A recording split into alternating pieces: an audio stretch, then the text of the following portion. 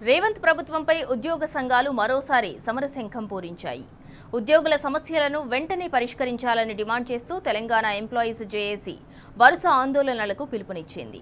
కాంగ్రెస్ ప్రభుత్వం ఏర్పడి 2.5 ఏళ్లు గడుస్తున్నా పీఆర్సీ అమలు కాకపోవటం, 6 డిఏలు పెండింగ్లో ఉండటం ఉద్యోగుల్లో తీవ్ర అసంతృప్తి వ్యక్తం చేస్తున్నారు.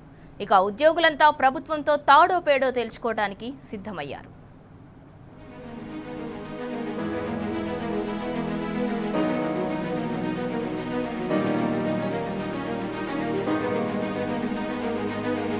కాంగ్రెస్ సర్కార్పై ప్రభుత్వ ఉద్యోగులు వరుస ధర్నాలకు సిద్ధమయ్యారు. ఉద్యోగులు, ఉపాధ్యాయులు, పెన్షనర్లు వారి సమస్యల పరిష్కారానికి తెలంగాణ ఎంప్లాయీస్ జేఏసీ ఆధ్వర్యంలో దశలవారీ ఆందోళనలు చేయబోతున్నారు ఉద్యోగ సంఘాలు. పీఆర్సీని వెంటనే అమలు చేయడంతో పాటు పెండింగ్ లో ఉన్న 6 డిఏలను విడుదల చేయాలని, పాత పెన్షన్ విధానం ఓపీఎస్ ను పునరుద్ధరించాలని ప్రభుత్వాన్ని డిమాండ్ చేస్తున్నారు. హెల్త్ కార్డుల పథకాన్ని సమర్థవంతంగా అమలు చేయాలని కోరుతున్నాయి.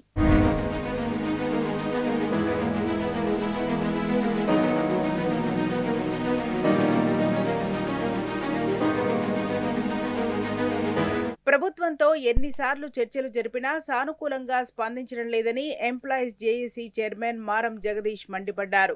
ఎన్నికల ముందు కాంగ్రెస్ ప్రభుత్వం ఇచ్చిన హామీ మేరకు తమ సమస్యలు పరిష్కరించాలని కోరారు.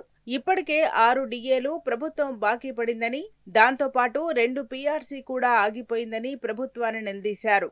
ఇప్పటికే దశలవారీగా నిరసనలకు పిలుపునిస్తూ ఈ నెల ఆగస్టు 27న రాష్ట్రంలో 33 జిల్లాల కేంద్రాల్లో ధర్నా కార్యక్రమాలు నిర్వహించనున్నారు.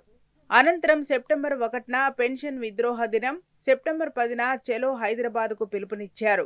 ఆగస్టు 27 రోజున యావత్ ఉద్యోగుల మహాధర్నా కార్యక్రమంలో పాల్గొనాలి.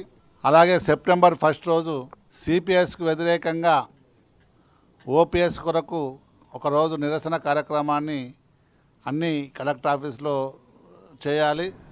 అలాగే సెప్టెంబర్ 10th మొత్తం చలో హైదరాబాద్ కార్యక్రమాన్ని విజయవంతం చేయాలని జేఏసీలో ఉన్న భాగస్వామ్య సంఘాలను, ఉద్యోగులను కోరుతున్నాం. ప్రభుత్వానికి మన నిరసన తెలియజేయాలి.